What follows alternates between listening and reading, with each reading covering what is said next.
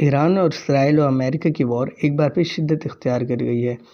Actually اس video میں ہم سمجھیں گے کہ وار کب سے سٹارٹ ہوئی، کس نے شروعات کی۔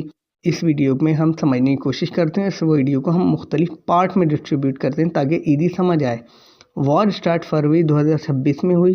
یو ایس اور اسرائیل نے ایران پر اسٹرائک کیا۔ ایران کے نیوکلیئر اور ملٹری ٹارگٹس کو ہٹ کیا گیا۔ اس کے جواب میں ایران نے میزائلز اور ڈرون سے اسرائیل اور یو ایس بیسز پر حملہ کیا۔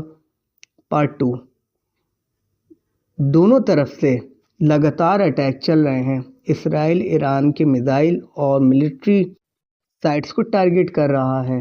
ایران بھی اسرائیل پر میزائلز فائر کر رہا ہے اور ان کے ٹارگٹس، ان کے جو میزائلز ہیں وہ اسرائیل کے شہر میں گر رہے ہیں۔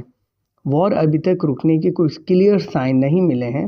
رپورٹس کے مطابق ہزاروں سویلینز افیکٹڈ ہوئے ہیں، کئی ہزار سویلینز انجرڈ ہیں، کئی ہزار سویلینز مر چکے ہیں اس جنگ میں۔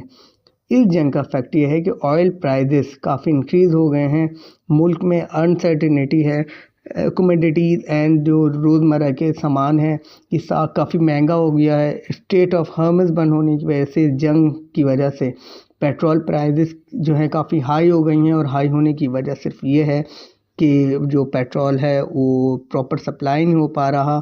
اس جنگ میں کچھ ہو نہ ہو تمام دنیا کا نقصان ہے۔ ایکسپرٹس کے مطابق اگر یہ جنگ نہیں رکی تو یہ جنگ تھرڈ ورلڈ وار میں کنورٹ ہو سکتی ہے۔ بیسیکلی یہ صرف دو ملکوں کی جنگ نہیں ہے، پوری دنیا کی جنگ ہے، جس کی وجہ سے وار کی وجہ سے تمام کنٹریز کی اکنامکس، نہ کہ صرف کنٹریز کی بلکہ لوگوں کی بھی اکنامک جو ہے کافی ڈسٹرب ہوئی ہے۔ لوگ مہنگائی کی وجہ سے کافی ڈسٹرب ہوئے ہیں، کئی لوگوں کی جابز گئی ہیں، کئی کمپنیز بند ہو گئی ہیں۔ اگر یہ وار نہیں رکی تو یہ تھرڈ وارلڈ کی طرف معاملہ جا رہا ہے۔